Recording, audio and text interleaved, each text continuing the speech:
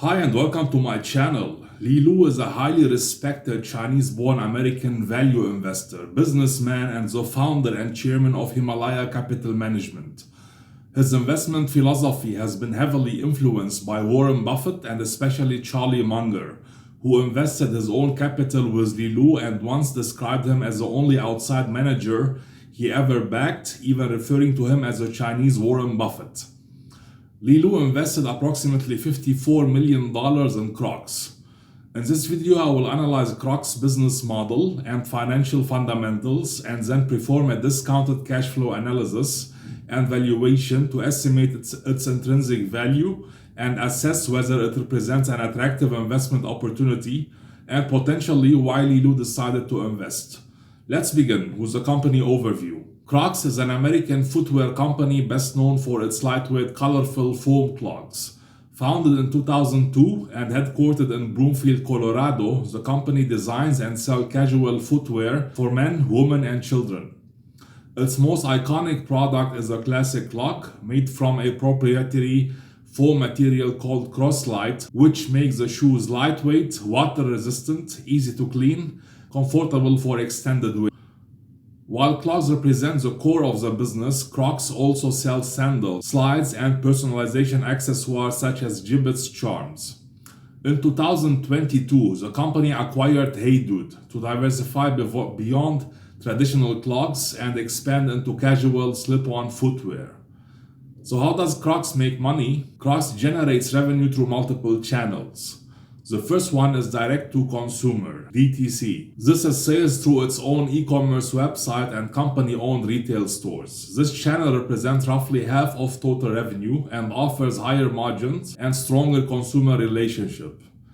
Two, they make money by doing wholesale. This is sales to third-party retailers, department stores, and specialty footwear shops worldwide. Three, they sell accessories and personalization. Gibbets, charms, and other accessories allow customers to customize their footwear. These products carry high margins and increase average transaction value. Four, they do limited editions and collaborations with celebrities and designers to create brand hype and incremental demand.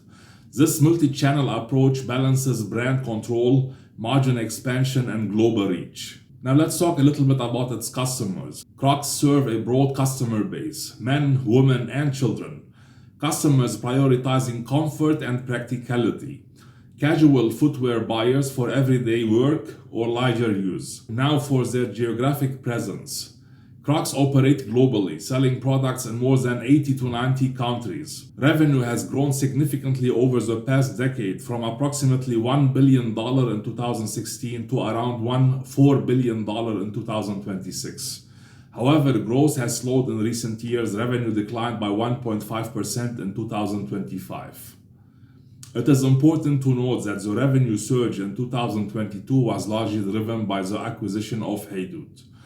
51% of revenue comes from North America.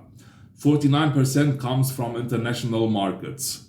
61% of sales are generated by clogs. 18% of revenue comes from Hey Dude. Gross profit margins remain stable at around 58%, but both net profit margin and free cash flow margin declined in 2025. So why did the revenue decline in 2025? Key factors include wholesale weakness, reduced sell-in to retail partners as Crocs shifted focus to direct-to-consumers, similar to Nike. North America slowdown, strategic reduction in promotions and tighter inventory management. Hey Dude decline, significant revenue contraction, particularly in wholesale, negatively impacting consolidated results. Now let's discuss profitability and cash flow. Crocs reported a GAAP net loss in 2025 compared to profitability in 2024. The primary driver was large non-cash impairment charges related to Hey Dude goodwill and trademark write-downs. While these charges reduce reported earnings, they do not represent cash outflows. Free cash flow declined sharply in 2025. This was not driven by high capital expenditures, which were approximately $51 million in 2025. Instead, capital allocation decisions played a role. $577 million used for shares buyback, $128 million used for debt repayment. Now let's go over the balance sheet and debt. Crocs has $150 million in cash. Its long-term debt is $1.64 billion. The debt to free cash flow ratio is around 2.3. The debt was largely incurred to finance the Haydood acquisition in 2022. While leverage is meaningful, it is not excessive and remains manageable. Crocs Term Loan B credit facility matures on February 17, 2029. The company targets a net leverage ratio of 1 to 1.5x over time. Capital allocation and shares buyback. Crocs has aggressively repurchased shares. Shares outstanding declined from 77 million in 2018 to 55 million in 2025, nearly a 30% reduction. For mature companies with limited growth potential, disciplined share repurchases, especially when the stock is undervalued, can significantly enhance shareholder returns.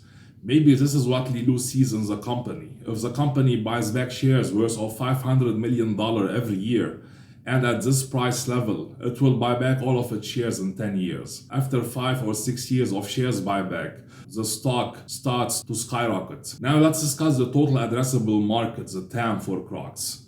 With $4 billion in revenue and management estimating a global clogs and sandals market of roughly $50 billion, there remains theoretical room for expansion. Now let's go over its competitive position. Crocs ranks among the top global footwear brands by revenue.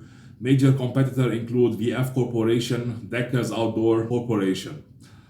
While some competitors generate higher revenue, Crocs maintains relatively strong profitability compared to its peers. Now their 2026 guidance. Management expects revenue decline of approximately 1%.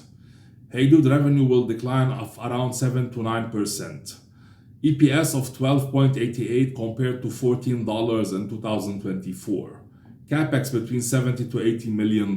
So as you can see, the guideline is not so good, which is why the stock is down. But now let's go over its valuation and do a discounted cash flow analysis. For valuation purposes, I assume 0% revenue growth over the next 5 years, a terminal multiple of 5 aligned with the price to free cash flow multiple. Under these assumptions, intrinsic value is approximately $85.5 per share, compared to a current market price of around $90. Based on this model, the stock appears to be fairly valued to slightly overvalued. Now some final thoughts. Crocs is currently facing flat to declining revenue, declining profitability, moderate leverage. The most compelling element of the investment case is capital allocation, particularly aggressive shares repurchases. If the company continues buying $500 million worth of shares annually with a $4.6 billion market cap, it could theoretically retire a significant portion of its shares over time, potentially driving strong per-share value growth even without revenue growth. Furthermore, the company is trading at a very low PE multiple. If they start growing again in the future, their PE multiple might double, causing the stock price to double. However, the lack of growth raises questions about long-term upside. The situation is somewhat comparable to PayPal Holding, a company with limited growth but substantial share repurchases. Personally, I am cautious about owning multiple buyback-only stories in a portfolio, since I own PayPal. Now, what do you think about Crocs? Is it a value opportunity or a value trap? Let me know your thoughts in the comment section below.